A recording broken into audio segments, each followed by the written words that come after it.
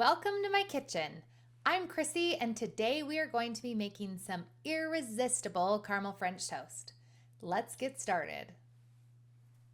All right, first you need to slice your bread. I always cut the edges off first. Now you can just slice these really thin slices on the edge. And next you're going to slice the loaf. In my trials, I have found that a slice that is about 1¼ inches thick is the best size. One trick I use until I can figure out really what I'm doing is I will measure one slice and then use it to measure off of. Once you have your bread sliced, put it aside. Now, next, let's prepare the egg mixture. Crack your eggs into a container, measure your milk, vanilla, and salt. Now you're going to use a fork, or my favorite is to use one of the beaters off of a hand mixer to whisk these ingredients together. You want to whisk it together until you don't have any sign of the egg yolks still being intact.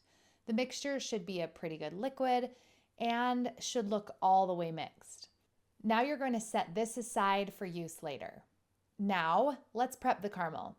Measure your butter and melt it in a saucepan. I will mix the butter a couple of times just to make sure there are no spots burning, and I feel like it speeds up the process a little bit.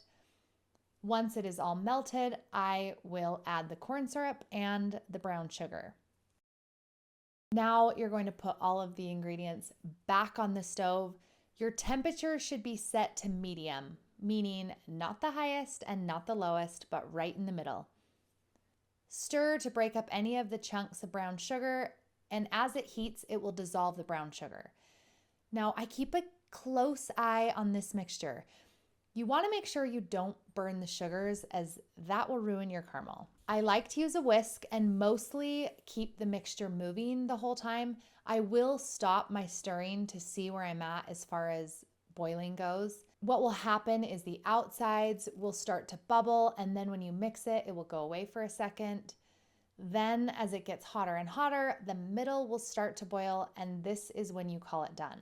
You don't want to cook this too long or your caramel won't turn out. Turn off the heat on the stove and then remove the pot from the stovetop. Now we are going to prep our pans. But before I get there, let's have a quick chat about pans. I love to use a disposable pan, especially if I am freezing something, but I also like them because of the way the sides intersect with the bottom of the pan. I hate that when I use a 9x13 pan, the bottom rounds up to the sides. And when I used it in this recipe, I felt like the caramel missed those edge pieces. So basically, I like a flat bottom.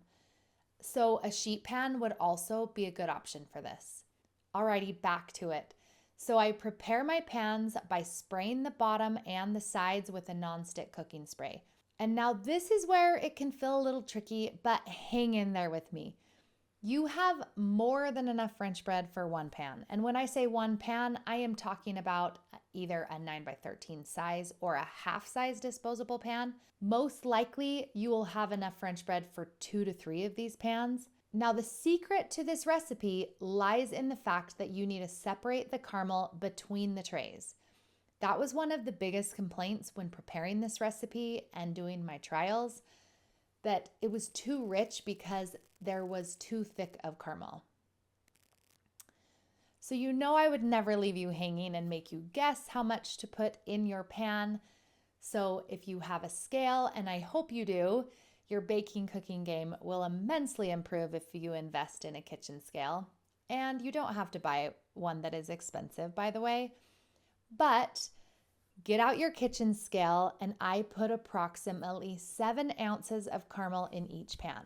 Now, you may not think this is enough, but it is. You may just have to spread it a tiny bit if it doesn't get into all the corners. It doesn't have to be perfect.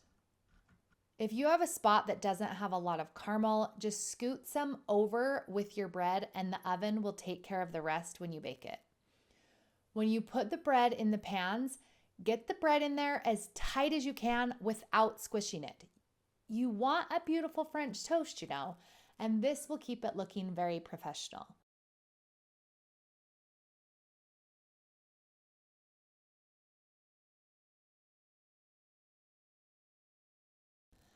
Now that you have your bread in the pans, we will take our egg mixture and brush it on the bread. Don't pour it unless you want soggy French toast. You can brush a good amount on the bread, and you want to cover it completely and don't want any dry spots. You may even have extra egg mixture, and this is okay. You can choose to use it or not worry about it. If I have covered my bread completely and I still have leftover mixture, I'm fine not using it, but you can do whatever you want to do.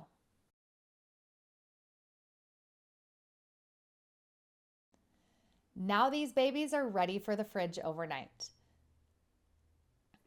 Okay, but now what? When you are ready to bake these, preheat your oven, pull them out of the fridge, and measure and melt your butter. Spread over the bread with a brush, and then sprinkle with cinnamon sugar. I do this pretty generously, but do whatever suits your fancy. Put in the oven and bake for approximately 20 to 25 minutes. You will know when they're done because it will start to develop a little crisp on the top of the bread. It won't feel super crisp to the touch, but you can feel that it's toasted and it's no longer soggy feeling. And check the middle of the bread because it will always take longer to finish baking than the outside edges. It will also have developed a bit of a golden color. When you feel like your caramel French toast is done, take it out of the oven and serve warm. We love fruit and whipped cream on ours. Now for some tidbits and frequently asked questions. You can put this in the fridge overnight like the recipe calls for, but you can even put them in the freezer at this stage.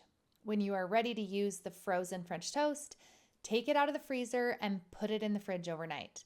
Then follow the same steps to finish baking the caramel French toast. You could also bake right away. You still have to follow the steps of brushing the melted butter on before baking. If your caramel comes out too hard, you probably cooked it over the stove for too long. Next time, try to cook it a little bit less. My favorite bread to use for this is either from Sam's Club Bakery or Walmart Bakery. I know it sounds like I'm crazy, but for reals, try it. The French bread is amazing. If you use a sheet pan, that is 13 by 18, cover it with heavy duty, the long aluminum foil, spray with nonstick cooking spray, and use double the caramel. So 14 to 16 ounces of caramel. All right, and that is a wrap. I'd love to see your creations and hear how it goes.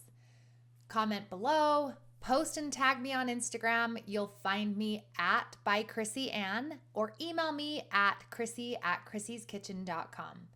Till next time, have a fabulous day.